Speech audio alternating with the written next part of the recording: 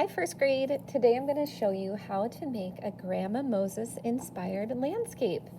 First, we're going to start with the foreground using a pencil and a blank sheet of paper. I'm going to use a line that sort of wiggles and waves from one end of the page to the other. And this is going to be near the bottom, okay? The foreground is what's closest to us, and it's going to be the lowest part of the paper. Now let's create a middle ground. For the middle ground, I'll do another type of a line that wiggles and jiggles. Maybe this one will go a little higher, maybe dip a little lower. And that is going to be everything that's a little further in the distance. Notice how the line starts in the middle at this side, goes all the way to the other side. It's kind of roughly in the middle, a little higher maybe. And then finally we have the background spaces. So here we go. I'm going to add just a whole bunch of distant hills. Now, where Grandma Moses lived, she was in upstate New York, so there's a lot more hilly than here in Illinois. But of course, you add as many as you want. Okay? The other thing we're going to add today with a pencil is I would like to see a house in the foreground, middle ground, and background. And so to show distance and the far away, we're going to do one that's large, one that's medium, and one that's itty bitty. You, of course, can add more. I'll just show you one of each. Okay, a basic house structure would be a square or a rectangle. Sorry, there you go. And then some sort of roof. You can add other details too if you want, a chimney.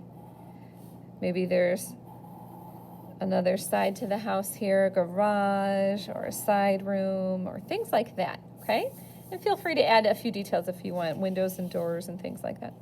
All right, middle ground. Let's go in the middle of the paper. Now we're going to show this one definitely looks further away. I'm going to add another home over here, and this one's going to be smaller, okay?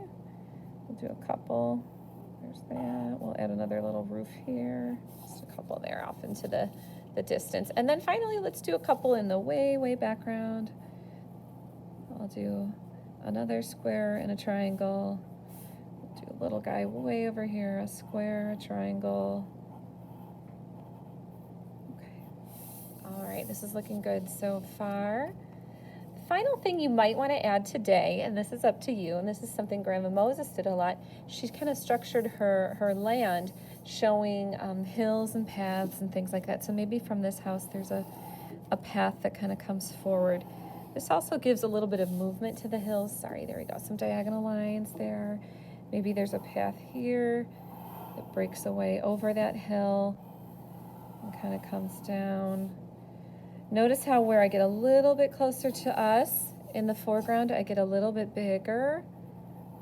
Okay, and when we get further away from us, I get a little bit smaller. Okay, and then maybe another couple of pathways and hills way in the distance. Lots of fun. There we go. We'll do one here. This one's kind of coming down a lane. All right, so as far as today is concerned, work on these lines, work on your sizes. If you mess up, that's okay. Go ahead and start it again on a new sheet of paper from your sketchbook, but have fun with this. I want to see a good foreground, middle ground, background, and showing some distance. Next week, we're going to work more with your specific season that you're choosing, your time of the year. We'll add color and more details. Okay, thanks for watching.